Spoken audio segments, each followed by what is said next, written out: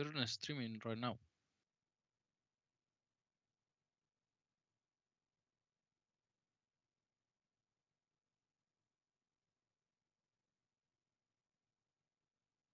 Many of you are watching the stream?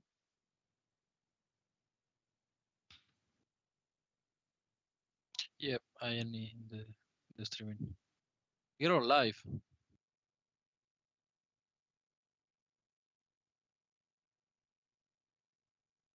Yes. Adrian, you're already in the stream. Yeah, the audio also. Yeah. Okay, so can I start? Okay. Good evening, everyone. Hello and welcome to this European Research Night. I will present or make the introduction about the Netlas project, which is an abbreviation for the next generation of tunable lasers for optical coherence tomography. So this is an interdisciplinary European training network between several different research sectors. Second. Yes. Here are all the beneficiaries of the Netlas partners. So we will have Superloom from Ireland, Tampere University, where I myself am now streaming from. We have Denmark Technical University, the Technical University of Darmstadt, the University of Lübeck, Inolume, NKT Photonics Denmark, and the University of Kent, such as associated partners, such as Centerview in Italy. We have some hospitals, such as the Northwick Park Hospital in London and the Institute of Ophthalmology and Moorfields Eye Hospital in London. And we also have some OCT-related companies, such as OCT Light, and Optores is also a company in Germany, and Recent is from Austria. This project is doing state-of-the-art research, and it results from the strong need to respond to the challenges of providing better and cheaper medical imaging. So the aim is to train 15 researchers in the mentioned institutions, and everyone will have everyone will also have a secondment. In those institutions or in a renowned research hospital. So these are the Netlas PhD students. We are all in all 15 people. These are the first 8. And here we have the other ones. And we will proceed as follows. So we will split up into 4 groups. And we will talk about ourselves in general, such as we will talk a bit about our background and about our PhD in general. And yeah, just also for young researchers who might think that going into academia is something for them, we could also just give them some further insights about what it's like to do research on a daily basis. Yes, so I would like to start with Andre. Andre, are you here? Yeah, I'm here. Okay. Hello, everyone. What about me? My name is Andrei Nikiev. I'm from Russia, Moscow. I graduated from the National University of Science and Technology, Moscow Institute, Steel and Alloy. I studied at the Department of High Temperature Materials and Nanomaterials. I'm Master of Material Science. The topic of my work was far from today's project. I have researched wear resistant calcium but on titanium oxide and aluminum oxide. No, but in the first year of my master's degree, I got a job at Opton. They produce SLD. I didn't know anything about them. but I started studying a new subject related to studying the red spectral band and got involved in this work. A few years later, I was offered to take part in this project. It took me a while to think about it, and finally I decided that this would be a great opportunity to work in an international team and gain new skills and experience. I think you should use the opportunities since you may not get them anymore. For my project, the topic of my project PhD paper is high power master oscillator power amplifier device based on spectral band of 10, 16 nanometers. The main purpose is to improve the spectral and power parameters of a light source that are used in the OCT system.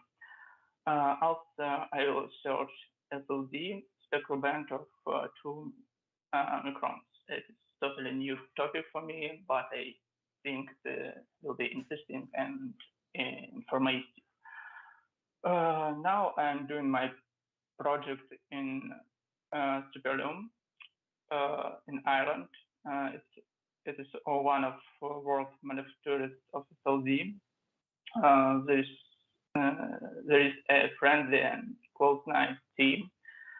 I have gained a lot of experience in amazing different analyzing different types of failures, and it is useful to know how it works. By the way, a big advantage in the time is the time on the way to work. I only spend 30 minutes about a day doing this on a cycle school because I spend around 3 hours in Russia every day. Soon I'm hopeful I will go to Tampere in Finland. It's my second month where I will make some experience and study toward my PhD study. I look forward to this trip because I could learn something new and work in international labs, meet new colleagues, and this will be a new challenge for me. And I will tell you a little about my daily activities and hobbies. And has opened up cycling for me in a new way. I ride here every day. Now I'm even planning to go on a little trip around Ireland. I guess it will be amazing. I also like to play basketball. At first, I thought that I would not be able to find someone to play with, but I was mistaken. There are quite a lot of clubs and people playing on the street. Even in the village where I live. And I'm fond of playing board games, but I have not yet been able to find someone to play with. This surprised me. Here, people do not often meet with friends, their friends or neighbors at someone's house. This is the main difference with my country because I meet with my friends every weekend. To be honest, I never thought that I would study abroad. Moreover, I meet with my. I will be part of such a great project like Netlast. Yes. Okay, so all in all, you really enjoy your stay in Ireland, or what would you say? Oh, I don't know. Of course, I'm already missing my wife my relatives. Okay. Is there anything that imagine you would give some advice to a young researcher who is just about to leave his own country and study abroad? What advice could you give him on the way? Then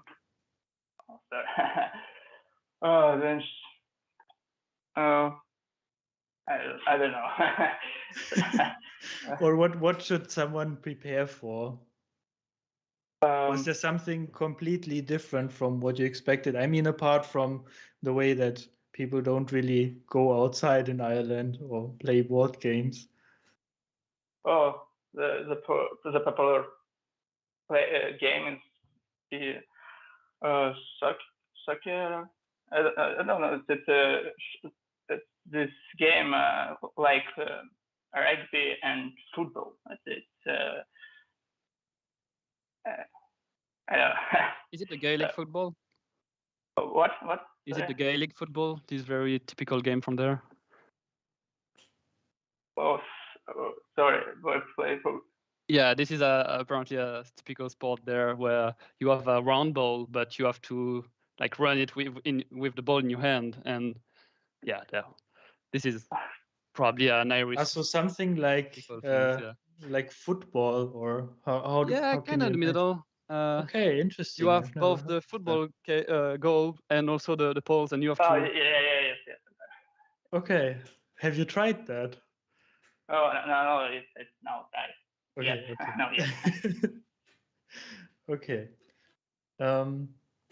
Yeah, so thank you very much, Andre, for your insights. I would like to continue with our next candidate, who is Ifta. He is now streaming live from Bangladesh. Welcome, Ifta. Can you tell us a bit something about your background? Where do you come from? How did you get to the Netlas? Hi everyone, and good evening to everyone. My name is Ifta, and the full name is Ifta Karalampuya, and I'm from Bangladesh. I accepted the offer of Marie Curie Fellowship, PhD position at the Tampere University at the Optoelectronics Research Center. At the beginning of March, but I'm still on the visa processing phase. So sometimes there are really unforeseen events that might elongate that process. But can you tell us something about your background? Yeah. So as I'm from Bangladesh, I did my bachelor studies from the University of Dhaka, and I did my BSc, Bachelor of Science in Applied Physics and Electronics. And I decided to move on with my master's degree after doing my bachelor thesis at the Bangladesh Atomic Energy Commission, where actually I worked on calibration X-ray. I basically did the characterization of the beam quality in certain photon energy range, and so my supervisor actually encouraged me to go for higher studies, and I chose Germany to continue my master's degree, and I enrolled as a master's candidate in micro and nano systems in the Technische Universität Chemnitz, or that was Chemnitz. Well pronunciated. Yeah. So I learned a bit Deutsch as well. Okay. So during my master's program, I mean, after the end of my second semester of my courseworks, I got an opportunity to work as a student help student assistants at the Fraunhofer Institute of the Electronic Nanosystems in Chemnitz. The group, the name of the group is Carbon Nanotube Device and Interconnect group, led by Professor Stefan Schulz and Dr. Thomas Blaudek. So I was just helping with some analysis on in a certain project, which is basically the photometric analysis of cold nanoparticle enhanced carbon nanotube-based photodetectors. So I also attended a conference in 2015. So where actually I met some researchers around Europe, from Finland, from UK, and also some European countries. So which gave me a certain impression about doing research in the field of photonics. And then I chose, as a part of my academic degree, we had to do one master's research project and then to move forward with master thesis. So I joined Leibniz Institute in Dresden. So I worked in the Rolda Photonics group, where I worked as a visiting students or young researcher assistant with Professor Oliver Schmidt. So here I worked basically on titanium oxide based rolled up microtube resonators for photonic integration. And after doing this project, unfortunately, I didn't continue there because I was living in Chemnitz, and there was also some other issues to moving from Chemnitz to Dresden. And then actually I started my master thesis in the university at the chair of experimental sensor science, led by Professor Ulrich Theodor Schwartz. So the group actually directed me to found an interesting platform where we can think of both photonics and biomedical science. So basically I worked on the development of optogenetic probes, which is basically to develop waveguide-based probes for cochlear implantation.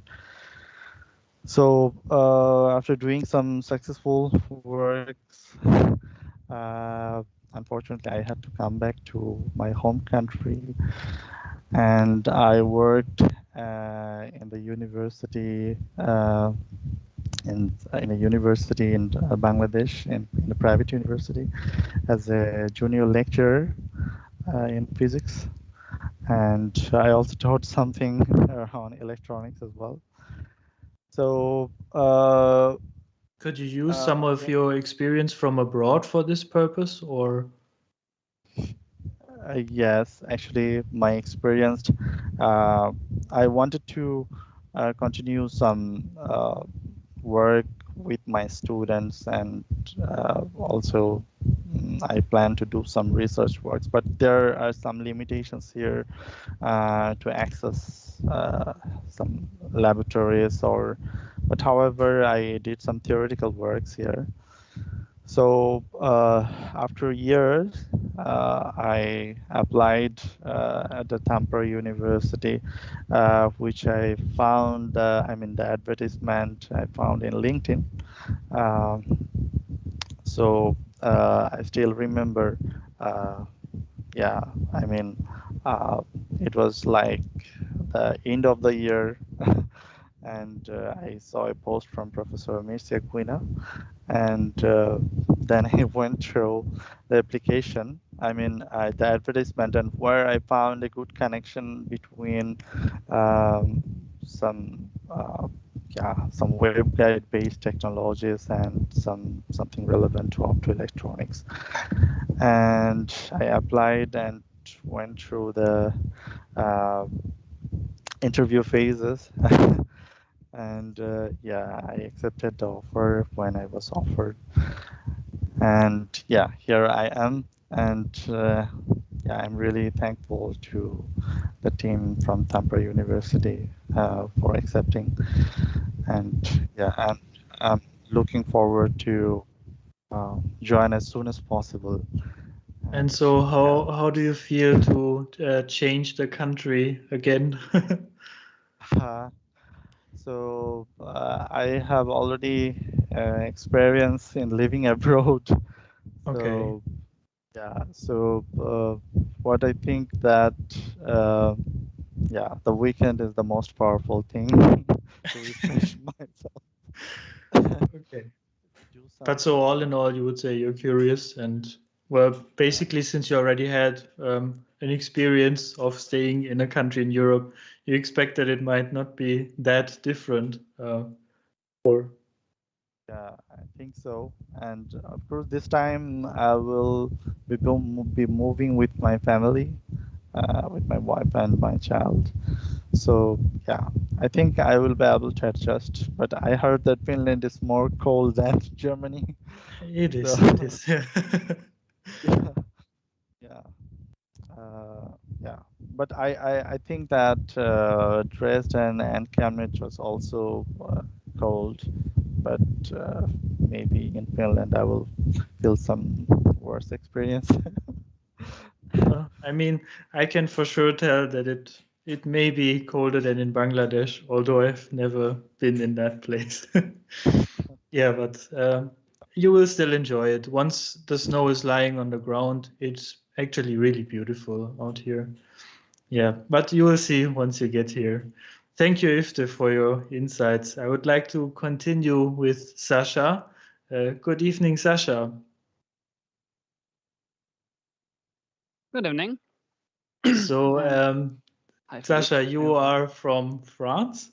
Can you tell us something about your background and your education specialty? Yeah. So I'm to do the full story. I'm from south of Paris, in the suburb, approximately 30 minutes. And after finishing my high school, I was interested in physics and understanding things and fundamental things, like how it works, basically. So I went to this kind of typical education in France, where you have 2 years of like preparation for an exam in mathematics, physics, and engineering in general. And the goal after that is to go into an engineering school, which is a parallel line at parallel education with university. And well, I went to Telecom Saint-Etienne, which is like Middle East in France, and they are specialized in all the technologies around telecommunications. And I chose to focus on photonics. And yeah, I took a minor in image processing and computer science in general. So yeah, I was like, I was interested in many different things. But this second path, parallel to university, is more industry focused. So you will be trained more to be a manager or as engineer in a company, but specialized in your area. And I wanted something a bit more fundamental, that go a bit more deep into the information, into the understanding. So for my last year, I crossed the ocean. I went to Canada, in Quebec City, and I studied laser physics and optical fibers in the Université Laval. And it was pretty cool because I got very nice lectures there. And they also have a very big research center, Center of Optics, Photonics, and Lasers. And there they have plenty of money and also plenty of instruments. They have their own drawing towers, so they can actually build, manufacture optical fibers. And so I had the opportunity also to see the whole process of building these fibers and building lasers. And yeah, it was pretty cool. So after that, I was pretty motivated to continue my research in laser and fiber optics. And for my master internship in last year, I was looking for then something in lasers, and I found a center in Bordeaux. So this is south west of France, where that was called Alphanov, and this is basically a laboratory that's in the middle of academy, so universities and industries. And what they do usually, they build a project using the fundamentals that the university will develop, and they will do a prototype and then try to sell it or give it to universities, to industry, to build a full project. That was perfect because then you have to be like in the middle of everything and actually understand how it works, but also make it practical. Yeah. So there I worked on fiber lasers and try to build erbium doped fibers, make them more stable so that they can actually replace the current technology that's based on titanium sapphire lasers. Make it cheaper, make it more stable. Well, these kind of things. Okay. And after these 6 months, my supervisor, Simon Boisvinet, I was looking for either a job in industry or a PhD. And I was like, not really sure because I wasn't probably prepared to do a PhD. I wanted also to experience a bit what it is to work in company. But in the end, my supervisor used to work in NKT Photonics. So that was pretty interesting because he sent to me a position, like I could apply for a PhD position in NKT. And yeah, I kind of like the project because so I passed the interview and hopefully got a job, but the interesting thing is that my time during this PhD, it's split between NKT Photonics, which is a company in Denmark, and University of Kent, which is a university in the UK. So I was also again in both worlds, playing with the different work environment, and yeah, that's exactly what I wanted. Experience a bit more, try different things, because obviously in university this is more fundamental research driven, and you want to publish papers, and so you're not really interested in the final product. You don't want to commercialize anything. And on the contrary, when I'm working at NKT, this is more project-driven work.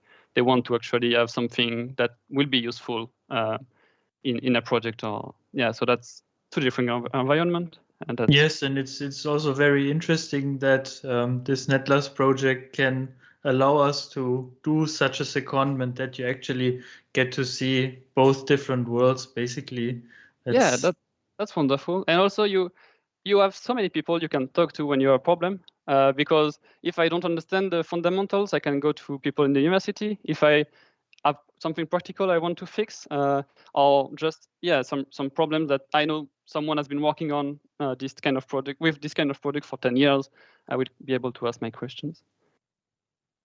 Okay, and work environment wise, which would you say do you like more? Is the industrial sector more something for you, or is it rather the university and academia? Well, you would have to give me more time to answer this question because so I'm in my second year here. I started it, so that's 1 year ago, 1 year and a half. I started my PhD, and I spend most of my time in Denmark for obvious pandemic reasons. And I just moved to the UK, so I just started experiencing the students' life actually. There is very good ambience here. I mean, this is more people of my age, so that's we share more things. But yeah, and also probably that's a bit different also at NKT because we are in a group that's exclusively European projects. So we have 2 other PhD there, and also we are more focused on the research. So I think I'm kind of in a bubble compared to all the problem and the issue that a company can face.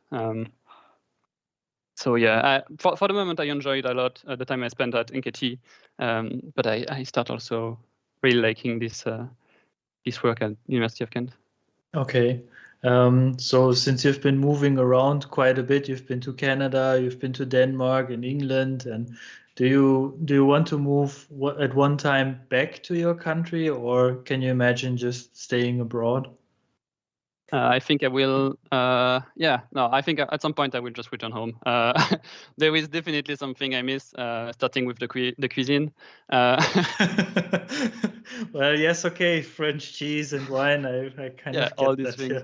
Yeah. Yeah, and I'm lucky to well, friends. I'm pretty lucky to live in a country where there is actually good opportunities for photonics and laser scientists in general.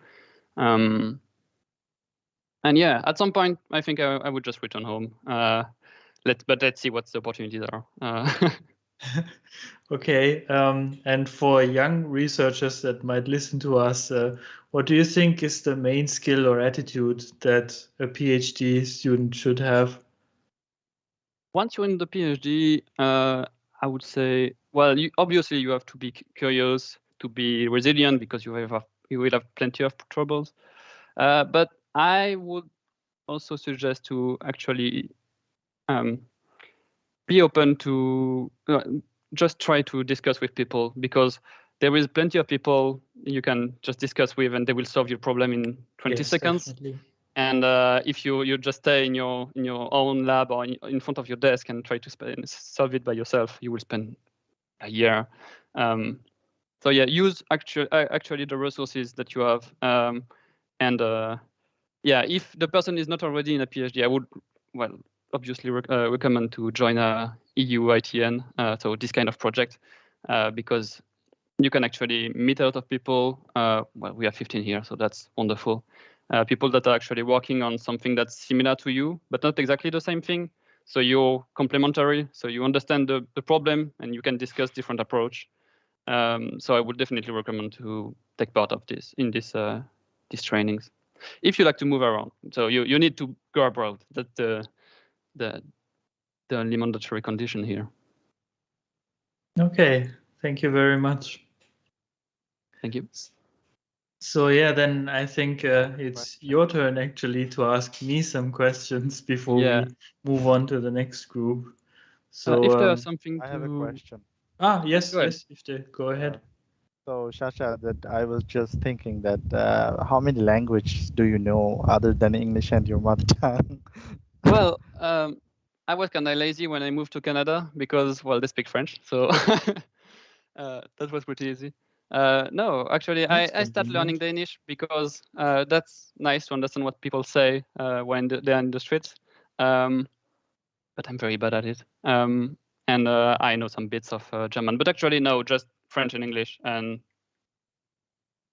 optimally, you want to learn Spanish to walk around and just visit the world. But I'm fine with these two for the moment. Thank you very much. So yeah, that's your turn, Phillip. Well, maybe you can just speak a bit about who you are, what you're doing now, and how you've been, what you've been doing previously. Yes, thank you. Okay, so I also start with the full story. So I come from Germany, from the southern part of Stuttgart. I studied at the University of Stuttgart physics, and well, basically I just did all the courses until my bachelor's degree. There I had my thesis about what used to be vertical emitters, and that's basically the first time when I really got fascinated by this phenomenon of laser physics. There was this, like, I didn't directly work on it, but I've seen it in the lab. There was this very thin membrane that was processed. It was like barely 1 micron thick. And basically they used a laser to generate another laser and then characterize this. And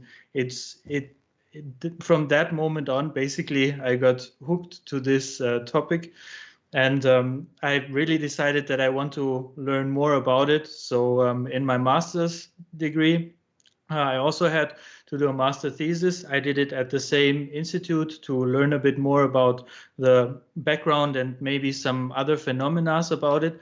And then I got this chance to do a PhD on exactly this field of the membrane lasers and even use it probably eventually for OCT as an application. And yeah, that's basically when I said yes, please take me. Yeah, that's how I decided to move to Finland.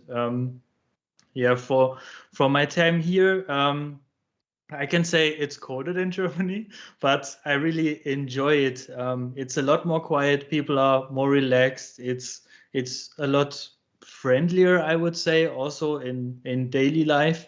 And I even learned a bit about like winter activities. I didn't know how to snowboard. Now I learned how to snowboard. I learned downhill skiing. I learned cross country skiing. Yes, just a little bit of everything, basically. I also got hooked to this Finnish sauna culture, which really is a thing here. They have sauna parties also, where you just meet, drink, and you have sauna. And yeah, I really enjoy this attitude. Yeah, basically.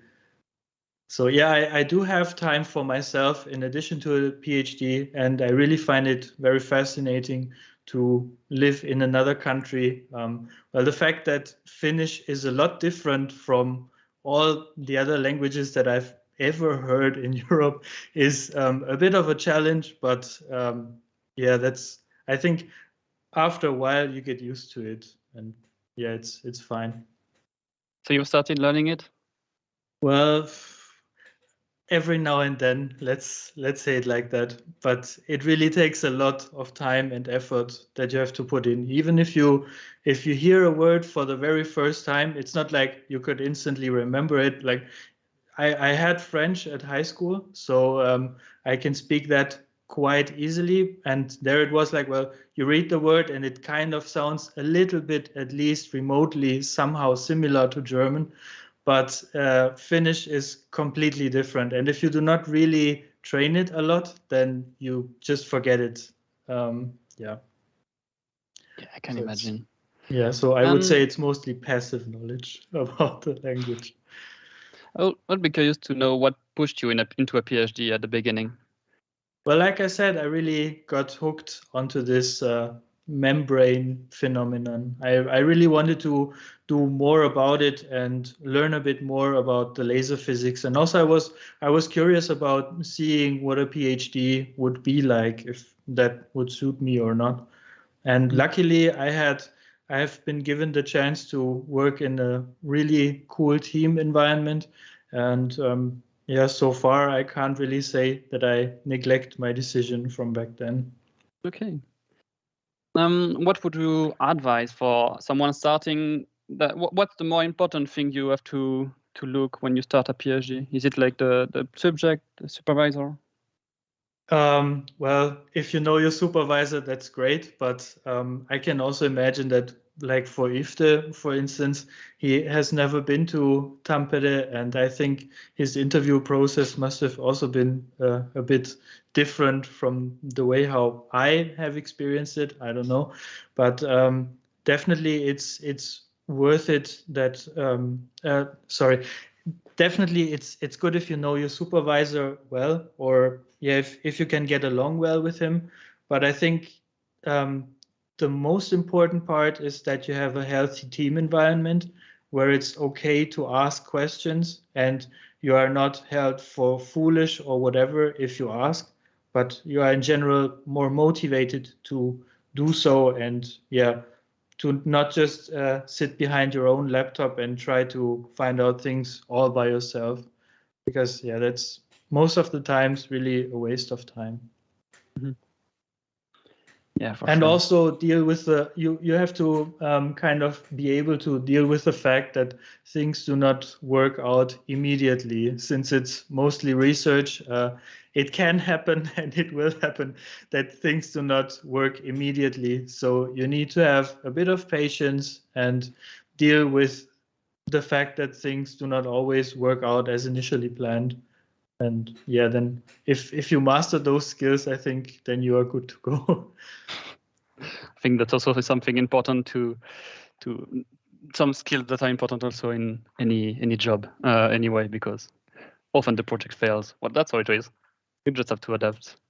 Yeah. Any plan to stay in Finland after your PhD? I really have no idea. I will do my secondment in Kent, just as you. Basically, I think you did your project on these supercontinuum light sources to implement those in this OCT application. My approach is kind of, so I have the same problem, but just like a different approach to use these membrane lasers as light sources for OCT. And so I think you are just a bit ahead of myself.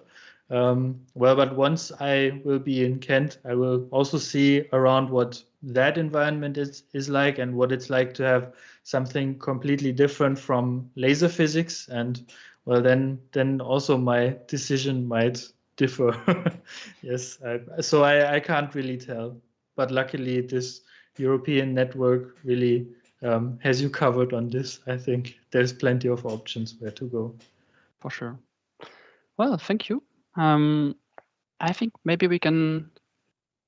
Oh, yeah. Go ahead, Ifta. Hi, once again.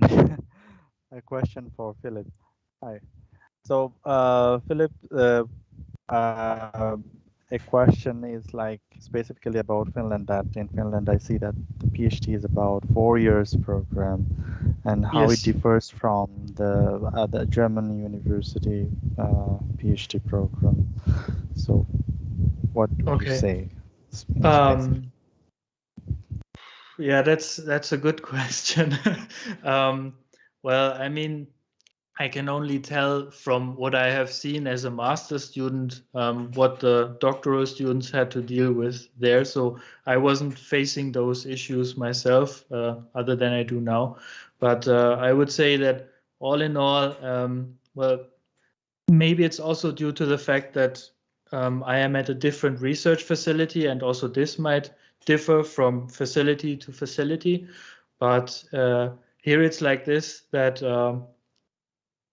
you have one larger project, but it's mostly split up so that you can write papers on the way, and then you can make a cumulative dissertation. So you write your papers, and then your actual dissertation is basically the papers that you have written during that time, and then you write some theory about it, and you add some supplemental information, and then that's it. And in Germany, it was a bit different from what I could tell. Yeah, like there the thesis was almost an actual book, and yeah, so they had to kind of come up with a whole storyline by themselves. And yes, but I don't know if this is just a difference between two research facilities, or if this is like a general German Finnish attitude. Yes. Nice. We have some question actually from the chat. Feel free to pop any question you might have. So we have a question from Glosia Herter, who would like to know how to look for PhD. So she's Brazilian, she's studying in Germany, and would like to actually know how to find a PhD. Maybe you have some advice? Well, ask around, look around, be curious. Yeah, I can't really give any more information about that, unfortunately. Yeah, I would say also try to network as much as possible, use your supervisors. And there is multiple websites, either from national researcher instance or from the EU, where they post actually often some information on the bigger projects. And I would say in general, look on LinkedIn. This is where everyone advertises for PhD positions. Maybe people in the call actually currently can add something on it. I can add a little thing because at least in Europe there is a webpage, the Europe Press, where a lot of the there is a lot of advertise from the project in your field, in the field of photonics, and you can select if you are in the to do the PhD, postdoc, or whatever. So maybe in this web from at least from Europe, you can take a look at that. Okay, thank you very much, Alejandro. And I think our time is over. Then I would like to continue with the second group and the next PhD students. So please introduce yourselves. Hello, good evening to everybody that is listening to us. My name is Irene Rodriguez Lamoso, and we will continue in this blog speaking about our experience in research. We will continue with my colleague Mojda from the Technical University of Darmstadt, and with Masood and Esteban from the Technical University of Denmark. So Mojda, welcome. Tell us a bit about your experience. Hi, everyone, and good afternoon.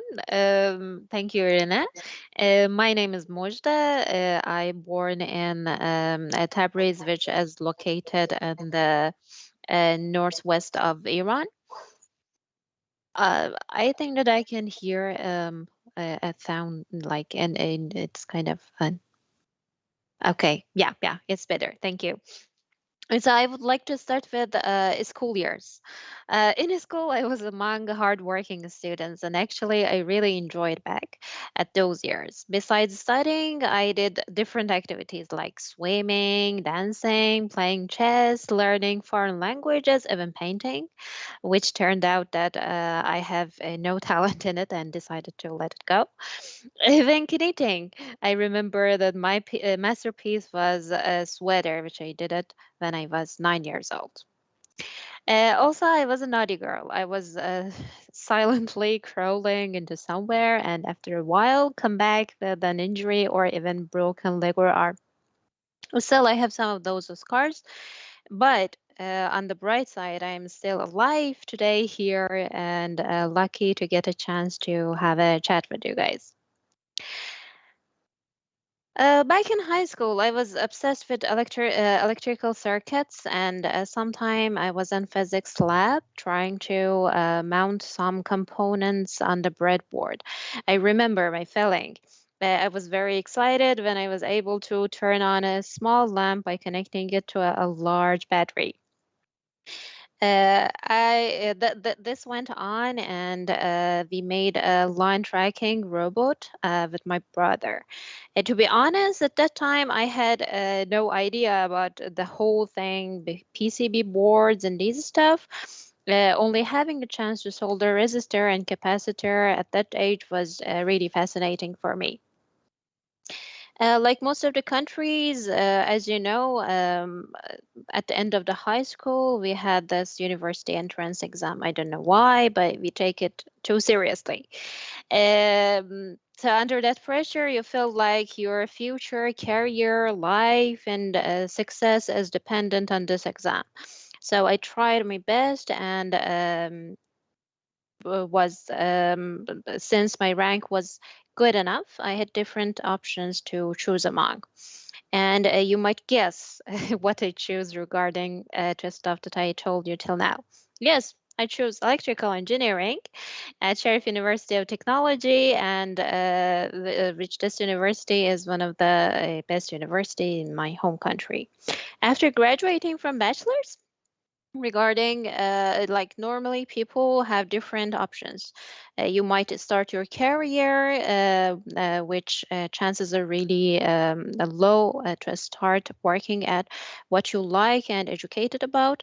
Another option is to continue to graduate studies abroad, which I believe more than half of the people in our department chose to do this. But I chose third option, which was doing masters in my home country. Again, I was lucky to work in a field which I was enjoyed it. And if you ask what was it, I was working in a clean room. For the ones who don't have any idea about a clean room, it is a lab that you can fabricate different things and micro and even nanoscale. As a result, the lab needs to be really clean because a single dust can ruin your whole process.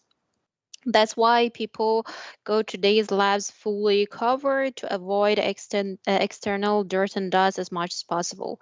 They look like astronauts, but in a different way. The thing that I really like about working in clean room is that you can start from scratch. Let's say from a plain silicon wafer and do different processes. You can make fancy stuff like chips, transistors, which have been used in almost every electronic device that we use in daily life, or you can do different analysis on them and finally utilize them in different applications. I felt like I can do something from 0 to 100 by myself and see the result, and that was really amazing for me. After my master's, I felt like I need to do more and I want to explore different countries and different cultures. That's why I went to Istanbul and had a chance to gain some experience in lasers lab. I believe by saying laser, the very first thing that come to people's mind is the pointers that we use in our presentations. Isn't it amazing to open that black box and see what is really going inside and um, where that light comes from? At least for me, it was amazing to see this phenomena that a light with light incidence with two different mirrors, and you have a crystal in between, and this light goes back and forth between these two mirrors, and finally you are getting a different color as an output, which we call it as laser, or sometimes even this output as not a visible light, and we used to track it with a IR card to be able to track the light. Well, now that I'm talking about it, even I'm excited about it. And finally, we come to PhD. And because I'm a kind of person who tended to finish what I started, and at that time, when I was really enjoying this field, I was definitely take the I would definitely take the next step and continue my graduate studies. Back then, while searching for positions, I saw this position that I'm currently involved in, and it was about lasers and working in clean room. Can you believe it? Both of them are in one position, and these things are really the stuff that I really want to deal with. So I applied to this position immediately, and still I'm really glad that I was granted. I mostly talk about positive sides of the stuff that I had and experienced, but you should know that there are always ups and downs in any and every path that you decide to take. So my final advice is don't be afraid. Try different things, even if they look irrelevant to each other. Try them to be able to find your passion, and don't think that you losing your time or this will hold you back from people around you uh, that are in the same age as you or in the same school, because this will definitely worse the experience that you earned. Thank you. Thank you, Mojda, for telling us your story. And now I would like to ask you, how is going your experience in Germany? In Germany, my experience, like as I said, I really like to see different cultures and different languages, and I really like to learn languages. I tried to start learning German. But I can say that I am really glad that I am here. By the people, even in the university, definitely our team, our professor, our supervisor. I think they are all perfect, and I am really lucky to be one of them. So would you like to go back home after you finish? Uh, I think that this is kind of soon to answer, but I feel like my journey about like exploring different country is not about to finish, and I want to continue it. So I feel like I will continue abroad. Good. Thank you. So now, thank you again. And now we will continue with Esteban. So Esteban, tell us a bit.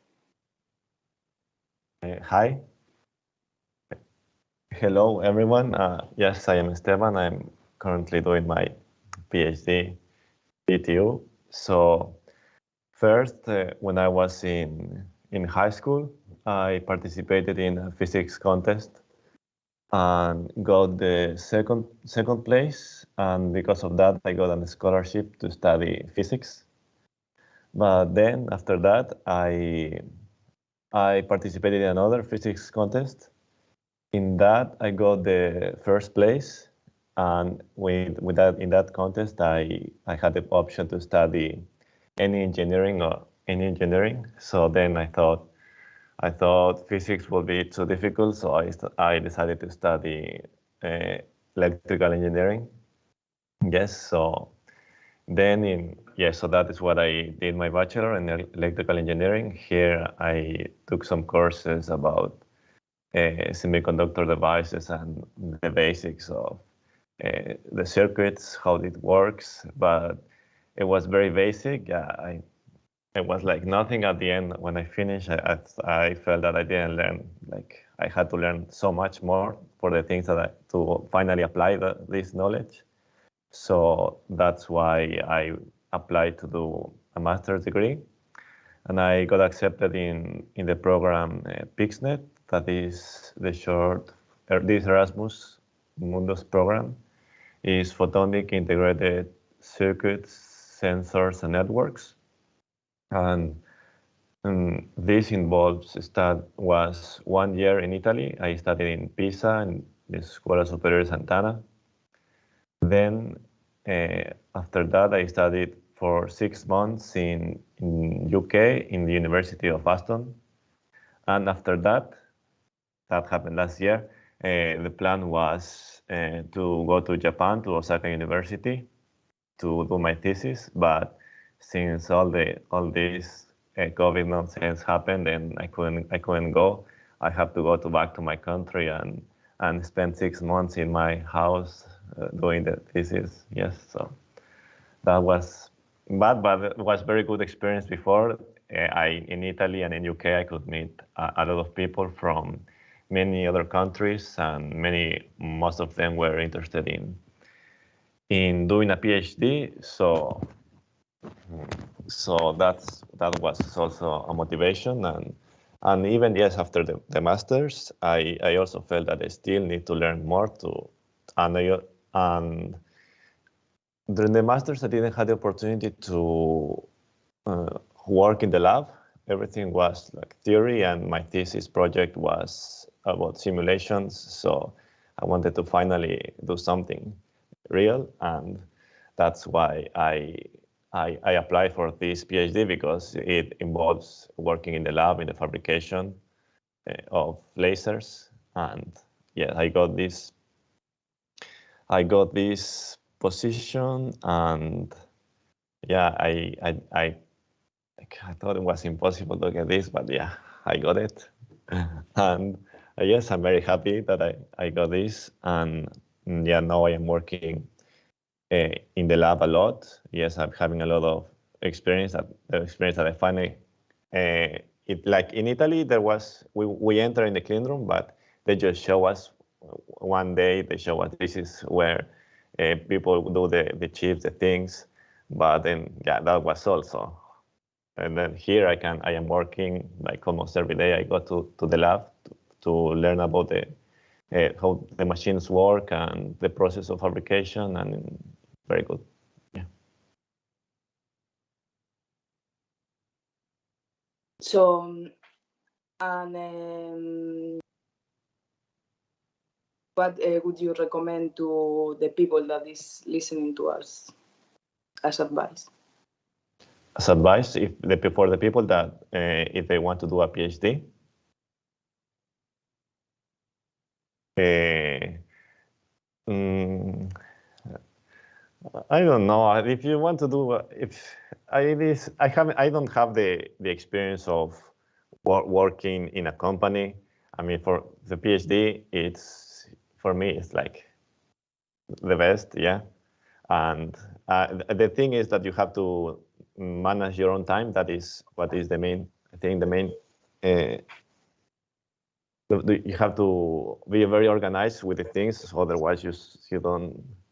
At the end, you end up with a lot of work, and yes, that is the main skill that you have to learn and you have to be. Yes. Thank you very much. So now I would like to ask you if when you finish your PhD, you are thinking going to Japan this time for real. Of course, I have to go to Japan even before finishing my PhD. I hope I can go and say, yeah, I finally in Japan. Yes. So with all of my friends that couldn't go, we have to go there. Yes. And how do you find doing your PhD in the TU Denmark? Well, my experience here, my supervisor has been very good. He's very supportive, and he's been guiding me because yeah, at the beginning I thought like there will be like a lot of things to learn, and then I wanted to already work like in the lab, but it's very nice for my supervisor and yeah, and for the people that work here. Yeah, they are always like they try to support to help you, and yes, yeah, it's very good here. And You should come. are the machines working in the clean room correctly and everything? Yes, so that is something that yeah, like it sometimes happen that no, this machine is not working, and we have to wait, and then that works, and then another one doesn't work. So yeah, sometimes it happen that, but yeah, it's just so you wait a bit and then have to do it. Yeah, and it's not this interrupt so much. But yeah, it's good. It's good. Yeah. Okay, so thank you for your answers. And now we will continue with Masood as well from Denmark. So Masood, tell us a bit. Yeah. Good evening, everybody. Can you hear me? Yes. Yeah. My name is Masood Payande. I'm from Iran, from the south part of Iran. As Mojda mentioned, in Iran, if you want to follow your study after high school and go to the university, you should participate in a very tough entrance exam. So after the entrance exam, I chose electrical engineering for my bachelor program at Shiraz University. And as I was interested in physics, I chose electronics for my bachelor program. Then after my bachelor program, I participated in another entrance exam for master education. So then I chose micro and nano electronic devices at Tarbiyat Madaris University. at the Nano Optoelectronics Laboratory. Actually, as I said, I was very interested in physics and photonics, so I decided to work on light-emitting diodes and solar cells. And during my master program, I worked on perovskite-based semiconductor materials as the active layers of light-emitting diodes and solar cells. I tried to improve the morphology and the electrical and optical properties of this kind of semiconductors to use as an active layer in solar cells and light-emitting diodes. And apart from that, I work on organic and inorganic semiconductors like titanium dioxide, zinc oxide, PSS, and so on to use as an electron transport layer and hole transport layer in both solar cells and light emitting diodes.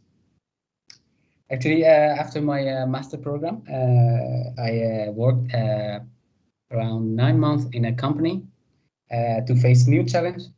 That was a pretty good experience for me, actually, to improve my abilities in electronics.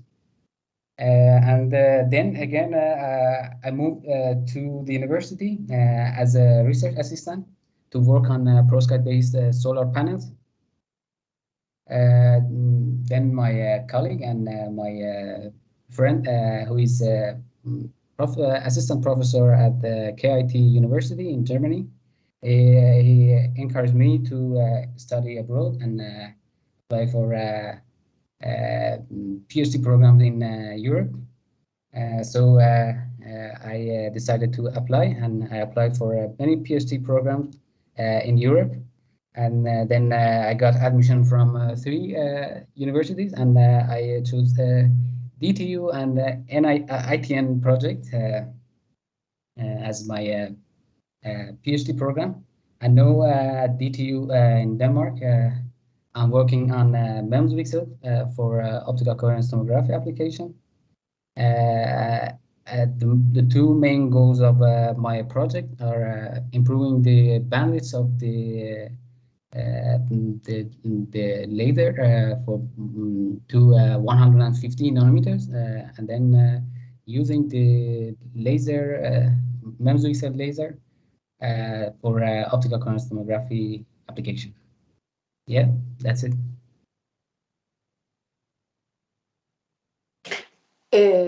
So thank you very much. And what would you give us advice to the people that is listening to us? Actually, if they want to follow as their study as a PhD, actually, I think if they want to do research and actually they are motivated to do that, and they want to work in the lab from morning to evening, I encourage them to do PhD. But if they have a chance to work in a company, I actually I think it's better to go to the company and work in in industry. So It's after you finish your PhD, do you want to work in an industry? Yeah. Actually, I want to. Actually, I plan to build my own company if it would be possible. So, would you like to go back to Iran, or do you like more here? It's difficult to say at this time. It depends on the situation, but I prefer to stay in Europe because here I will have a lot of job opportunity in my field. So, is cool Denmark?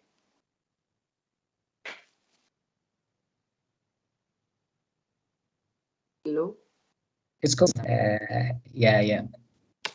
Ah, okay. Okay, thank you very much. Now it's my turn.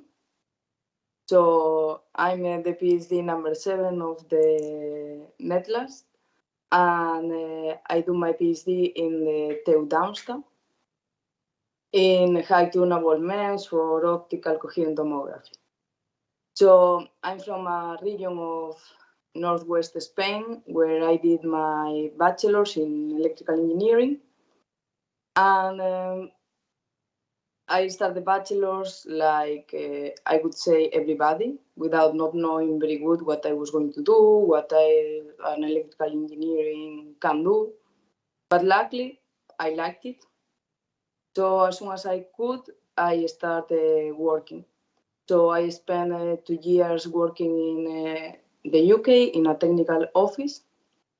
And there I could learn a lot, and we were doing a lot of illumination projects. And by then I started getting interest mostly first on LEDs. Then I started making research of what is the best LED, why. When I realized I was studying about photonics. And I searched for a master. I found one in Scotland that I liked. So I quit my job and I started doing my master in optical technologies in Scotland. When I started the master, really, I didn't know if I wanted to PhD, if I didn't want to do a PhD. Actually, most of the people were telling me not to do it. But I didn't know. So the good thing of my master is that it was focused from a research point. And my education in Spain had been totally different. And this, I really like it, a part of the content of the master. So then during my master thesis is when I really realized that I wanted to do a PhD, because I really like the work environment. I really like the work that we were doing, and I really enjoy the thesis as much as you can enjoy a master thesis. So when I finished, I started searching for a PhD, but not like in my bachelor's, like making a bit more of research and being careful. And I found this position. I did a horrible interview, but finally everything went good and I took the position. So now I moved to Germany, and I find Germany very cool. Even I had been here before. I was not expecting that Germany could be very nice. So I'm going to explain a bit what I do in the project. So basically, I fabricate very small mirrors that are located one in front of each other, and they form like a movable membrane. So this membrane can make that the mirrors are closer or farther of each other. So when we pass a laser light through this system, let's say that this light is green, moving, depending if the mirrors are close or far, we will obtain a different output. If they are close, we obtain blue light, for example. If they are far, we obtain red light. So the objective is to obtain as much colors as possible. So to make these tiny mirrors, I'm basically in 2 rooms. The clean room, that as most explained, we go all like with our suite, with our gloves. I would say that we look more like a cartoon than an astronaut. And it is, if in the street, for the people that they don't know, we have like 35 million particles. In a standard clean room, we have 10,000. And there we have very cool machines. We do like sputtering and evaporation of different metals like gold, titanium. We have plasma deposition. We have photolithography. Is my favorite lab. And then Once I have these little mirrors, I have to go to the optics lab to see if they work, if they don't work, how they work, how they don't work. So that's why the clean room is my favorite lab. And in this lab, we have as well like a lot of microscopes, optics devices, like a lot of kind of lasers, amplifiers, all the thing. What I find very cool of this project, apart of the research, is that we have the opportunity of learning about different cultures, and it's not just good in a I learn a lot of different cultures way. In the way of that we can learn about different ways of working, because it's not the same working in Germany than working in the UK, that working in Denmark. And that is one of the things that I find more interesting about this project. So Mojda told me my advice, that was as well telling the people not being scared, but don't be scared, just try and go. So I'm open to questions. Yeah, thank you, Irina. I would like to ask you a question of if you would like to choose between UK and Germany, because you experience both. Which one you choose? Okay, that is a very compromised question. But yeah, I would say Germany, because the food is better. And also, my experience was totally different in the UK than in Germany, because in the UK, where I was working, I was in an office. The people that was working with me, it was not my age, my style. I could be their daughter. So it's more difficult in this way meeting people. And actually, as I said before, Germany is very nice. So I prefer German. Okay. And another question is that what do you think is the main skill or attitude that is required to do a PhD?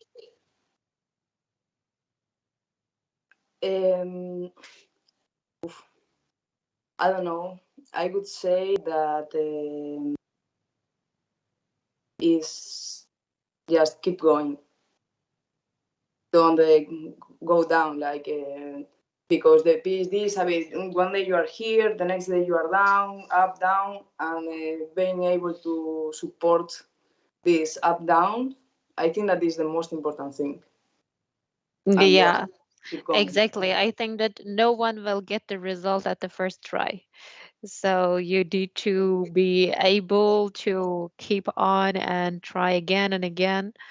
And this is I agree with you that this is the main point in PhD. Yeah, and also taking the mistakes, not like mistakes, like part of the process. I had to make this mistake just to continue. Yeah, exactly. Thank you, Irina. So, well, now we continue with the next block.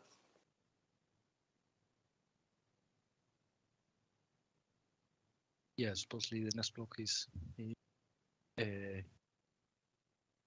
Tanami. Well, first of all, I would like to, for the people that come a little bit later to the streaming, to check again what is this project, what is the Netlast thing, and what we are doing. So I'm going to share the screen just for a second. Yeah, with the slide. Yeah. Yeah, so this is an European project called the Next Generation of Tunable LASers for optical coherent tomography. For those who don't know about optical coherent tomography, let's say that this is a way to do imaging in the eye or in other tissue or whatever. So it's a way to do imaging.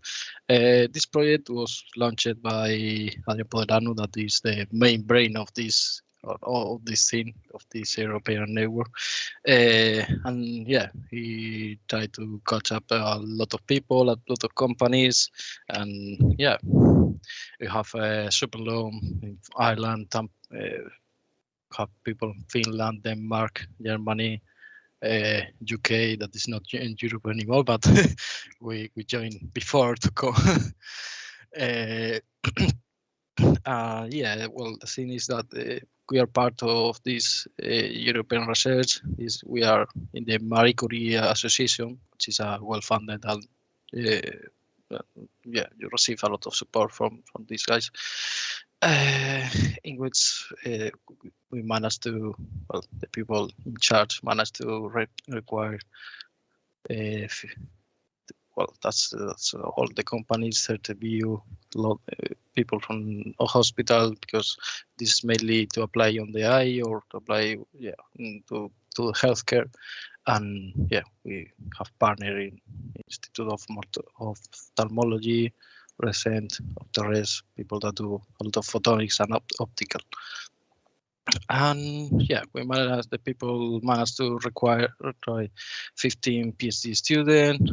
People from around the whole globe, the whole world, from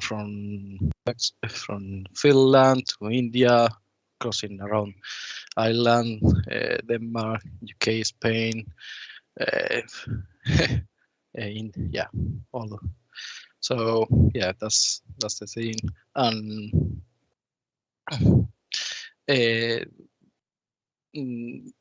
one good thing about the Netlast project is that you have all the secondment, all the because you have all the companies, universities. This gives you a lot of I don't know how to say, but you can be someone can help you from another side. You can contribute with another company. For example, me that I'm working on OCT, and well, I have a collaborator like Sasha in Denmark that they are doing something related on my field, and this gives you a lot of variety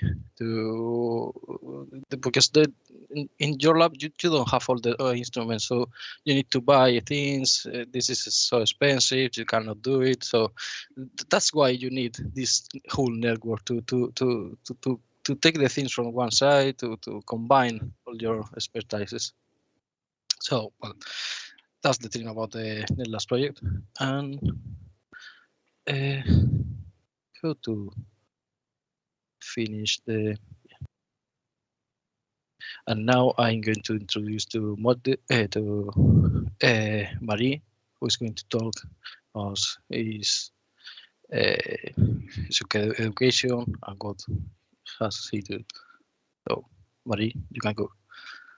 Thank you, Alejandro, for the presentation. So as you said, I'm Marie. I'm coming from France. So I'm 25 years old and I just completed my first year as a PhD student. Regarding my previous education, I graduated from an engineering school specialized in medical device in France. And during these engineering studies, I did an internship in New Zealand in Photonics concerning the study of early stage osteoarthritis. So we were basically doing some OCT imaging on cartilage. So for just don't know what is cartilage, it's just basically the protection you have at the extremity of your bones that allow you to move your joint without pain.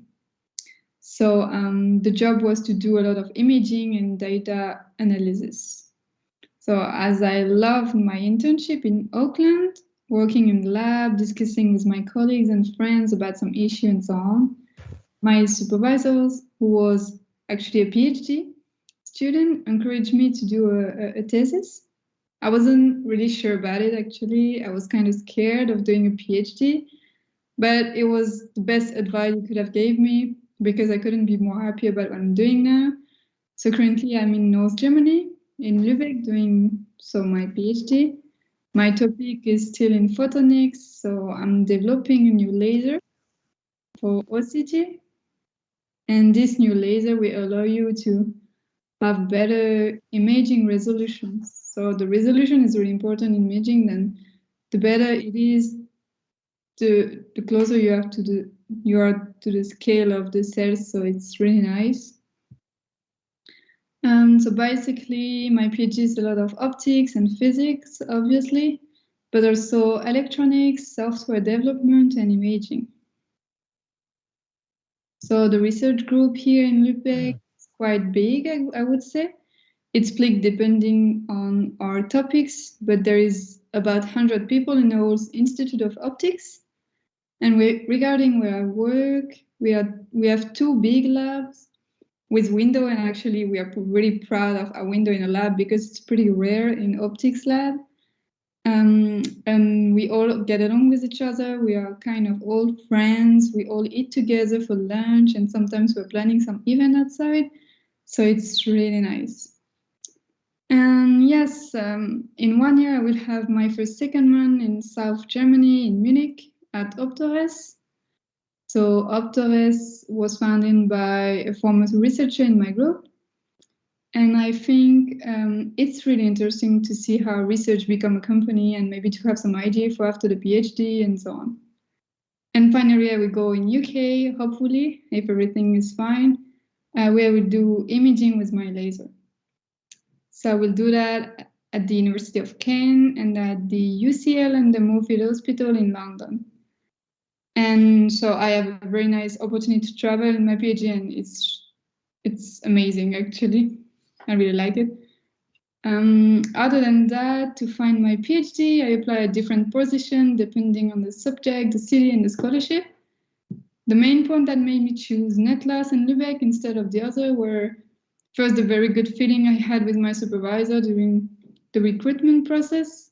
I think this is one of the main key to be happy in your PhD. You need to get along with your supervisor. And the second main point was that it was a European project. The fact that we are like 15 PhD working the same way and have some even all together in Europe.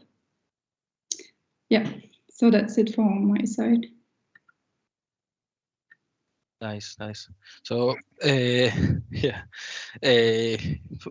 how, for example, what do you recommend for someone that plan to do a PhD in the future? What to look for?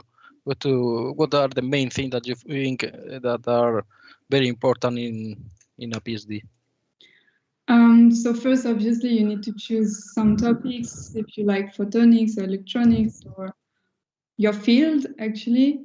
And then it's really important to look at the group where you want to join, who is the supervisor, how looks like the lab and everything. And it's really important to talk with people who are there before to really choose. And yes, also maybe for some people, like for me, I really wanted to do a European project. So I was looking for it, and some people can be more interested in company. So you have some PhD in company, or yeah, you need to really know what you want and then look for it. But yeah. Yeah, I see. Good. And then, do you plan to do? Do you know what to do after the PhD, or this is so far to think about it right now? I'm not sure if I want to go home. At least maybe I will. I want to stay abroad, but I think the more I'm continuing in my PhD, the more I'm thinking that I want to stay in research and not go in company.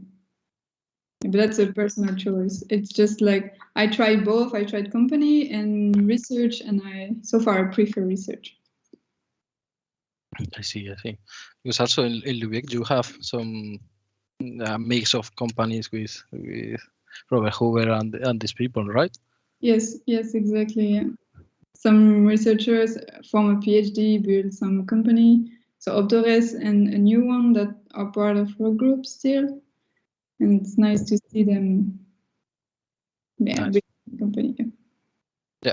Okay, thank you. Now we change to Asim. Asim, go ahead.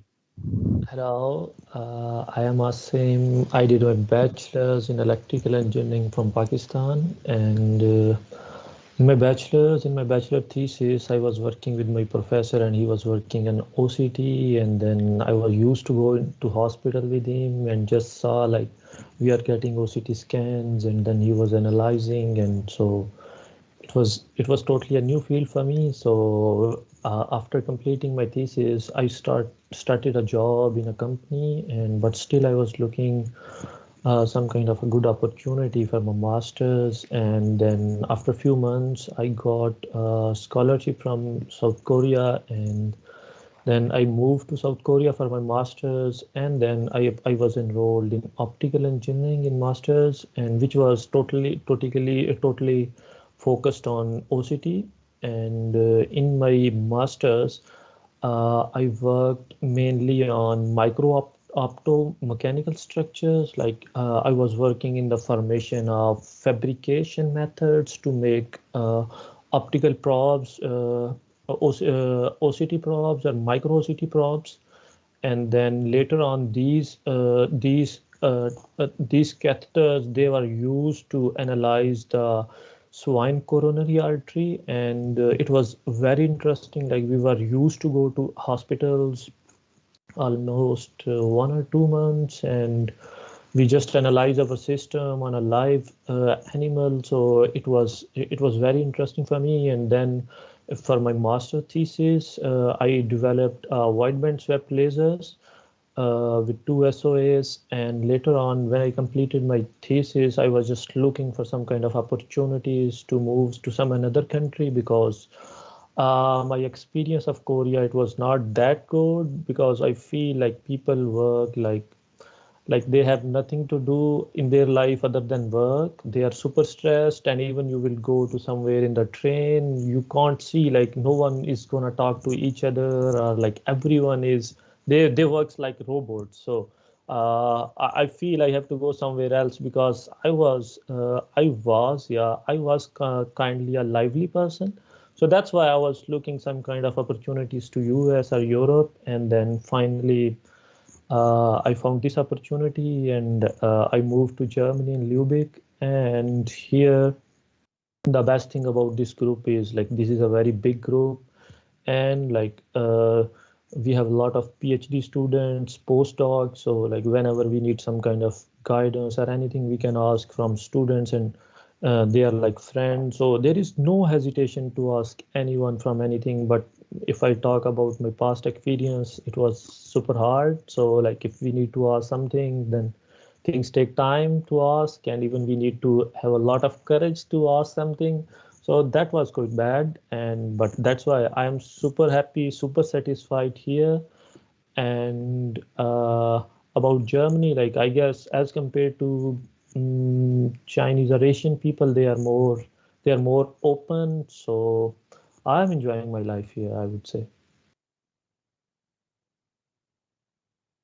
Yeah, so my PhD project is I have to develop a super broadband FDML laser for optical coherence tomography, and the plan is it will consist of 3 different SOAs, and then every SOAs we need to use a fraction of bandwidth, and then later on the next part is I need to design and develop configuration for clock signal driving, and then I have to do a switching of all the SOAs, and then I have to make it a super broadband. So this is the project I have started in the May, so in the last like 5 months. So till now the experience is very good. So and the progress is going on. So let's see how it goes. So I'm open for questions if anyone have any question. Yeah, I would like to ask you some questions. So you told us that you didn't have a good experience in South Korea, so, and you didn't have also time for yourself. But now, what happened now? Do you have more time? Because now you are in a PhD now, and PhD is you are your self-supervisor, and well, you need to manage your time. So, what's your opinion? How do you manage with the time right now? I guess now I have more time because I was used to work on weekends as well. So nowadays I feel like I have a lot of time and I often do running and some kind of sport. So it's good for me. Nice. And the other that is a bit a stupid question, but anyway, so you had this bad experience. So why did you wanted to try again to go to try again with the academic? Actually, before moving to my master's, I was working in a company and I feel like I have to do a same work on daily basis. So that was a kind of boring. Like I have to do the same work on daily basis. And that was not something interesting for me. So I was thinking like I have to do some kind of job. If in that job I need to learn something new. So and then finally I found a master position and I thought, so this is the best for me. So I chose and I moved. Yeah, I see. That's always linked with your master position. That Yeah. depending on what do you do, you go in one way or another. That's good. That's good to hear. Well, thank you. So now I think it's my turn. So I will improvise a little bit to what to speak about. So about myself, I did my bachelor degree in the south of Spain. The south of Spain, well, is characterized by the heat that we have, the food that we have also. So I did my bachelor degree there in the University of Murcia. It was something I would say very general.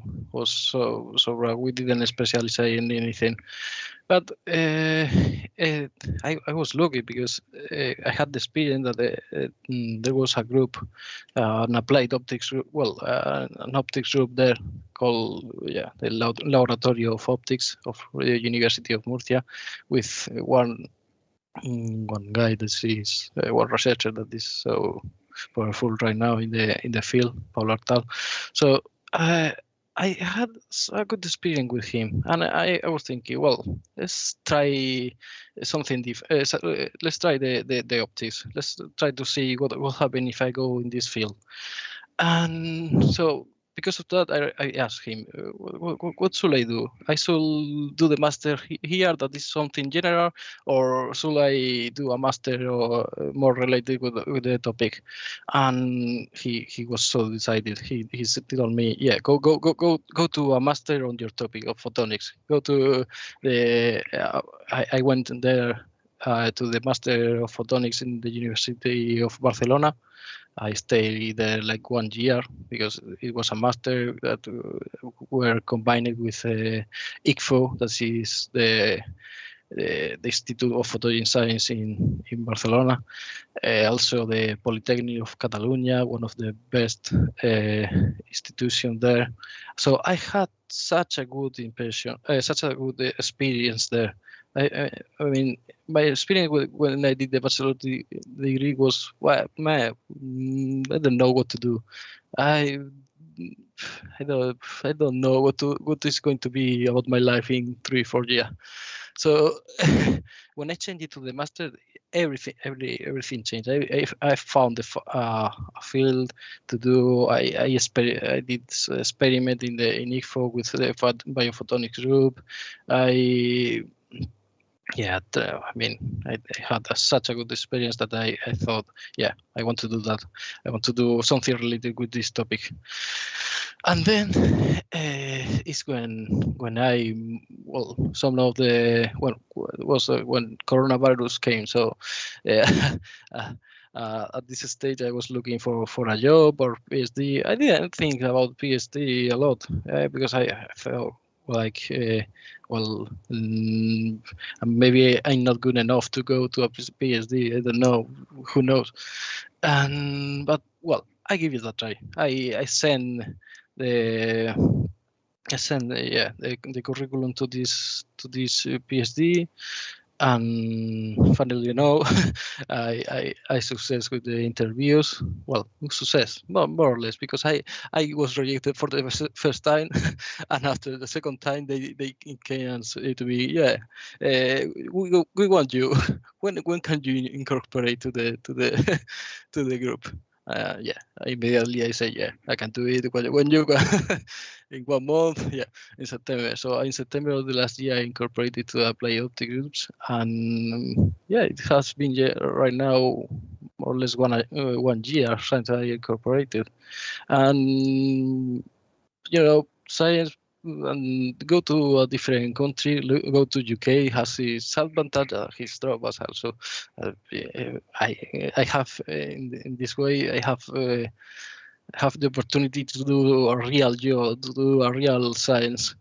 But I had to give back the weather and the food and everything that is so that made me happy. Well, so I decided to do the science, and we are working on it in this adventure of the program Netlas, in which I'm now collaborating with a lot of people, with Sasha that is here right now, with Irene that is also here, and I feel like we have the instrument to do something good. So it's just a matter of time to make the publication, to make the things work. Yeah, so that's what I wanted to say. I would say, well, the same that we do is I'm doing fiber lasers, in which we try to have a broad spectrum, because a broad spectrum means that you have more quality in your image, and more quality in your image is good for us. So yeah, that's what I'm trying to do with a lot of more detail, but and yeah, science right now. It's not only about the research that you are doing. It's also to design before, because you have to buy the materials, you have to buy things, you have to do so many stuff. So being in a PhD is not this. It's not easy at all. I mean, you have to think a lot of yeah, whatever. Yeah, my experience here is being so good. At the very beginning, I was thinking, well, maybe this is not my side, because you know nothing from here. You're not used to go to lab every day.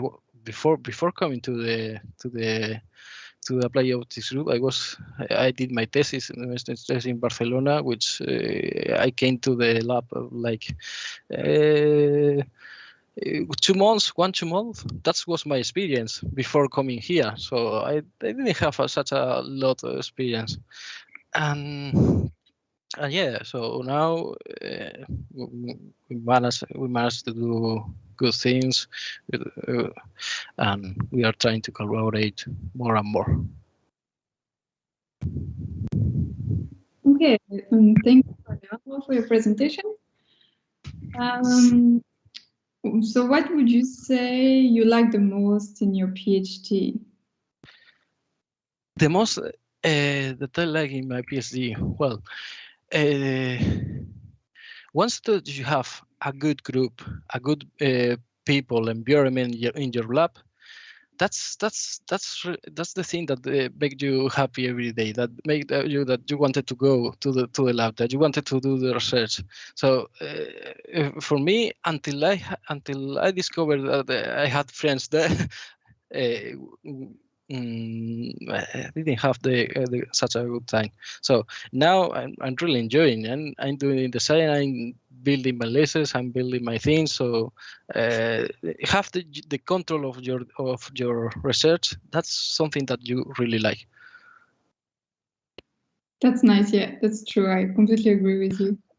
I mean, this doesn't happen all the time, because sometimes you don't know what is happening there, so you lose the control. But when you have it, yeah, it is good.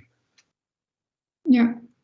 Another question, because Spain and UK are quite different, especially the weather, or it's hard for you to to live in UK now? Yeah, I mean, there is a huge difference also in the tradition, how the people live there. The weather is the main difference, and this difference is making that the people have another tradition or one tradition or another. So at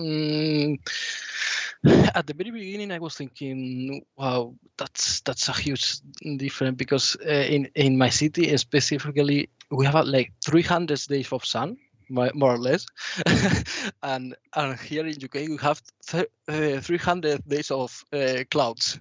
So it was completely the opposite. But you know, when the time goes, you had to be used to live there, to be used to the tradition that they have, how they work, and it's also open your mind, because you know different cultures. When I was in my city, I just know people from Spain, from Murcia, and that's it. And now, for example, in UK is a country so multicultural. You have people from a lot of places. Even in my group, there's only one or two British between the 20 people that we are. So I mean, this gives you an open mind that is incredible. Yeah, that's true. So would you like to stay abroad after your PhD, or would like to go home? I think that Spain is a good country to go to holidays. that's my point. So to work, I think I will stay abroad for a long time, and after when I fed up of staying abroad, I maybe change to go back to Spain. Okay, thank you for your answer.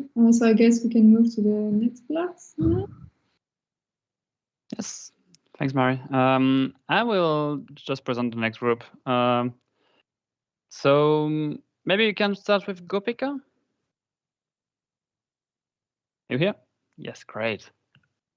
Maybe you can just say a word about yourself and how did you start your PhD? You're still muted, I think. Can you hear me? Yes.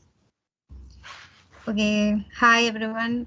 I'm Gopika. I'm from India. So to be more exact, I'm from the southernmost part of India, which is known as Kerala. So I did my bachelor's in electronics and communication engineering. And then I did my master's in optoelectronics and laser technology. So my department where I did my master's had a collaboration with University of Gothenburg.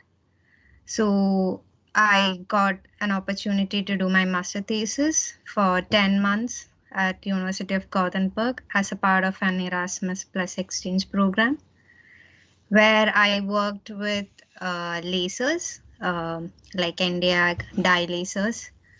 So I found working in lasers very interesting, and I wanted to gain more experience working with lasers. That's how I ended up searching for PhDs. So I was looking for PhDs in lasers, and then I found this one in University of Kent, So I was already working with tunable lasers during my master thesis, and this was also something similar.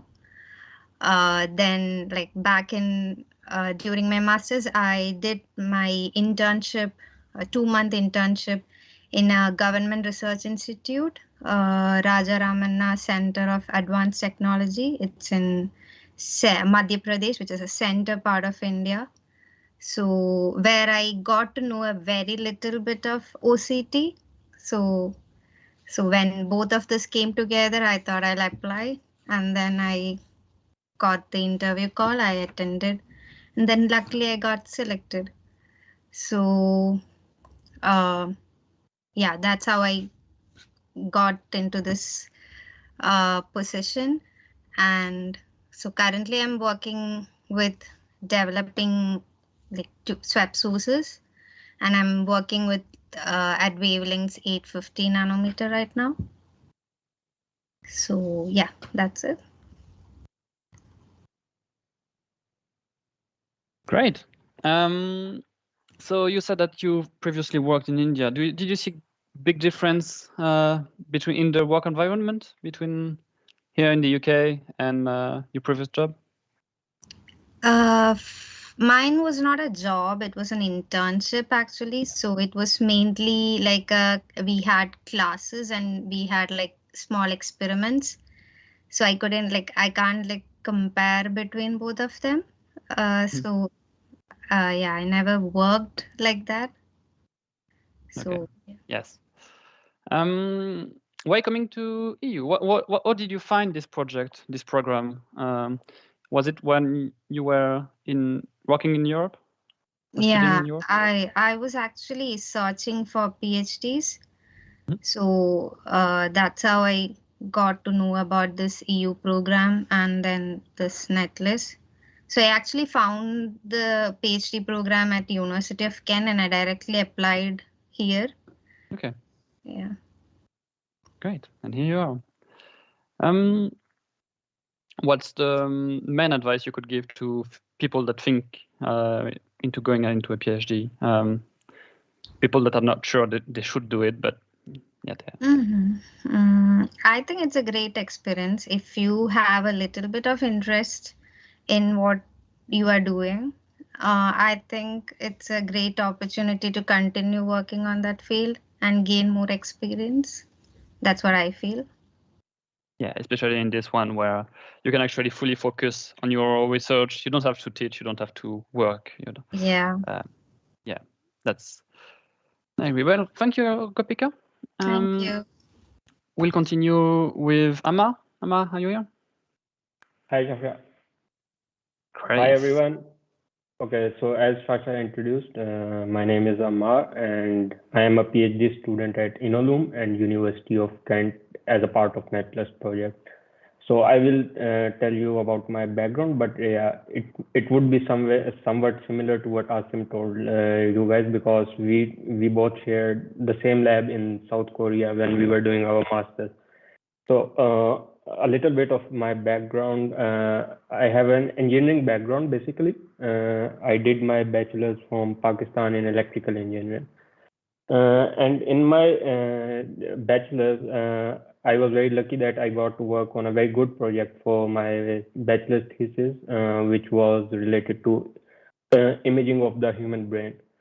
So the mapping of the human brain. So we could use the signals from the brain to tell whether which body movement corresponds to which movement.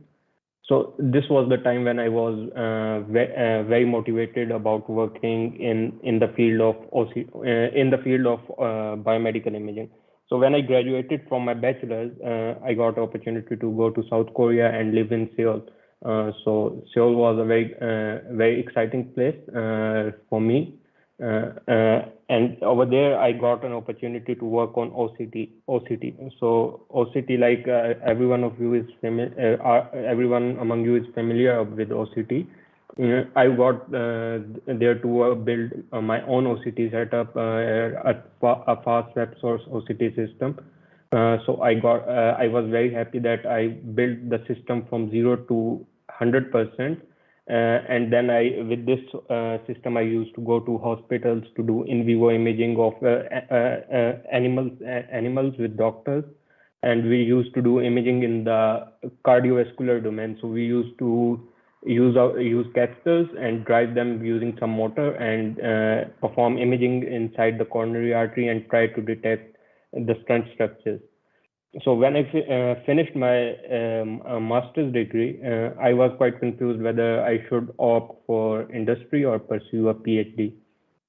So I was applying for different positions, and ideally I wanted to work completely in the field of OCT, where I could do OCT imaging and stuff related to OCT. So I got some positions related to OCT, but luckily then I got an interview from Inolum, which makes semiconductor lasers.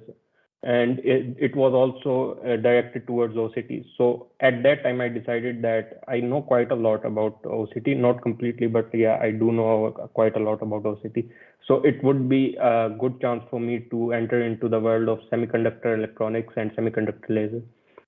So you get familiar with all the quantum wells and quantum dots, and now how all the LEDs and all the big companies are making their structures based on quantum dots, and all the displays are based on quantum dots. So this thinking made me choose this position. In my PhD, what I will be working on is I will try to develop a novel OCT semiconductor laser. And the best thing about this is that we will be calling this laser a kinetic swept laser, because it will, like most of the people, they use some mechanical filter to filter the optical light to get the line width. But over here, we won't have any mechanically moving parts in the laser. It will be all controlled by just applying simple currents to the structures, and the sweeping will be done based on the movement of electrons and photons. So this is quite novel. So what I can give as advice to anyone who is thinking about doing a PhD is that you should be very motivated. You should be 100% sure that you want to pursue this field. So before you take a PhD position, think again, and I would say think again and again, because in many cases, if it turns bad, people end up quitting up their PhD. So be motivated and be ready to face the failures as well, which you face during your research. Because this is how actually research works. Yes, you can be a very genius person, but yeah, normal people, they do face problems, and you have to stay motivated. So another thing which fascinates me about my PhD position is that the laser which I will be building will be commercially sold after some years. In 2 or 3 years, possibly it will be available in the market for people to buy. And also, yeah, so what excites me is that the laser which I will build, I will take it to UK in University of Kent, and then I will be able to hopefully perform imaging of retina using this laser. And yeah, so this laser will hopefully provide very large coherence length, good sweeping, and no phase fluctuations like many other lasers have. And so this an exciting thing about this laser would be that it would be so the laser I will be building is only few millimeters in length. So as compared to other lasers which might need heavy, bulky mechanical parts and long cavity lengths, it's only a very short cavity laser. Okay, so this was just a little bit of introduction about me and my research topic, and what you should think about doing PhD. And if you have any questions, I'm open to them. Yeah, thank you very much, Ammar. Very interesting. Continuing on on the fact that you recommend to think over and over and over before starting a PhD, what's the most important criteria according to you when you have to select actually your PhD? Is it the subject? Is it the supervisor? Is it? Yes, yes, supervisor is important at some stage, but for me, what's most important is the topic. Because yeah, you need to have a good relationship with your supervisor, and the things will work smoothly. But yeah, if you don't like the topic, even if you have a good relation with your supervisor, it doesn't matter. You should be very happy about your topic. So I was very interested in this, and basically I did like semiconductors when I was doing my bachelor, but I never got opportunity to work in semiconductors. I did like semiconductors from when I was getting acquainted with engineering. So one of the most interesting thing was that almost all the industries nowadays are based on semiconductors. So yeah, this was a big plus in my thinking. Yeah, I totally agree, and I will also add that it's also important to agree on the end goal. If you're, for example, working with lasers, sometimes there is some usage in army and military purposes. Yeah. So you have to understand where it is going in the end. Yeah. Yes, thank you. So you started working there in room, right? Sorry, I didn't understand your question. You already started working there, correct? Yes. So it's my third month now. So how did you adapt after moving there? How is the work ambience also and so I just moved to Germany from Amsterdam, and so the environment over here seems quite dull to me.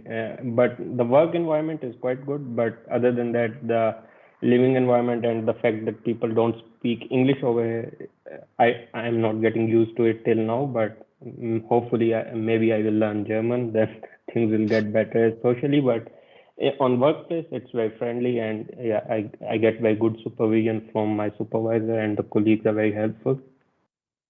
Well, hopefully you'll be fluent in German pretty soon. Yeah,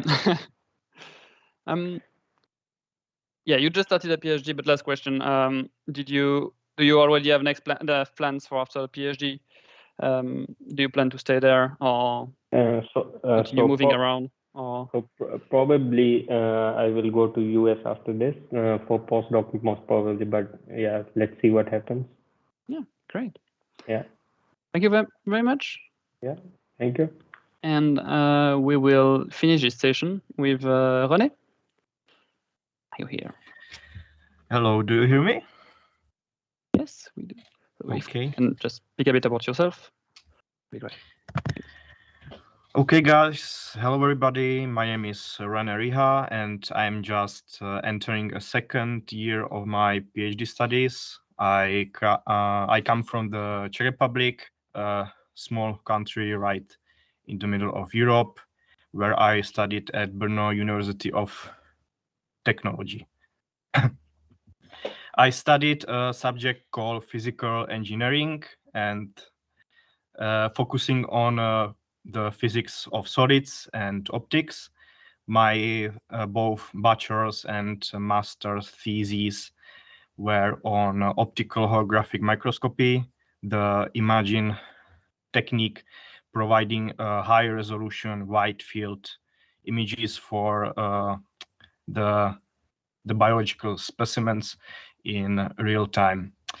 During my studies, I spent my six-month Erasmus internship at University of Kent in Canterbury as a member of Applied Optics Group, where I was doing research on how to improve the quality of images obtained by optical coherence tomography technique, the imaging technique which the group at Kent is specializing in. As an output of this internship, there is a scientific paper of which I am a co-author. In the beginning, for me, there wasn't a big motivation to continue to postgraduate studies. I was rather thinking about working for the company, designing holographic microscopes located in Brno, the town where I did my undergraduate degree. However, during the last year of my undergraduate studies, one of the colleagues at Kent sent me an advertisement for PhD studies as a member of the Netlast European project. I found it as a big opportunity for doing PhD abroad in the research group in which I already knew the members. So I applied for the position and then attended an interview through Skype. The interview took place in February 2020. I was hired, and now I am back at Kent in Canterbury as an official member of Applied Optics Group. As a Netlast project member, I am doing research on high-speed, low-cost laser sources for optical coherence tomography. I have my own lab where I am allowed to be 24/7. I have there my always helpful colleagues and regular meetings with my supervisors to track my progress and any issues I encountered. When I arrived in England, one of the most common issues was, of course, English. It's always difficult to go abroad for a job or studies, but if you are planning to go to England, English people are in general nice and very helpful, and of course I could also talk for a long time about all COVID related restrictions and obstacles I have encountered. If you are planning a PhD career, you must realize that it is kind of preparation and training to become a true scientific researcher, and you should expect a lot to demonstrate your progress and your research in a way of scientific paper. After the initial worries I had in the beginning of doing PhD abroad, I started to enjoy my work in a lab, and living in England, Netlast project is a great opportunity to merge your studies, work, and joy together. That's all from my side. If you have any questions, I'm happy to answer them. Thank you, Ronnie. I think we don't have any questions on the chat, so I will just continue. So what's the thing you enjoy the most in your PhD, in your daily life now that you are a student here? Well, the most I am, it will sound maybe weird, I'm enjoying my own research, the opportunity I have my own lab, and that I can meet a lot of interesting people from all over the world. Yeah, so that's one of the interesting part of the PhD. That's you're in your own boat, and you have to drive it from the start to begin to start from the start to the end. Indeed. Except the work, what do you do during your spare time? Know that you're here in the UK. Yeah. Well, I have fondness for studying nature and history, so usually I spend my free time reading books, watching the documentaries about this stuff. Sometimes I just hang out with my friends or colleagues, or hike across the landscape around my university town. Just a common PhD student. Great. Well, that's the perk of being a campus, I guess. Enjoy the student life. If we don't have any question in the chat, neither from you guys, I think I would just thank you for listening. Remember, you can also follow us on, I think, Twitter, probably LinkedIn also, and also the website of the Netlast project. Thank you very much. Have a good evening, and see you for the next event.